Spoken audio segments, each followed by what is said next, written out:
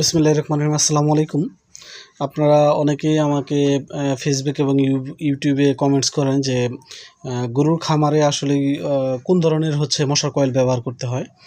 তো মূলত তাদের জন্যই আমার আজকের এই ভিডিওটি। তো আপনি আপনার গরুর খামার বা আপনার যে কোনো খামারে আপনি মশা নিধনের জন্য, মশা তাড়ানোর জন্য আপনি এই কয়েলটি ব্যবহার করতে পারেন এবং আমি আমাদের যে খামার রয়েছে সেখানে আমরা এটা ব্যবহার করি। এটা আপনার আমিন কাউগার্ড।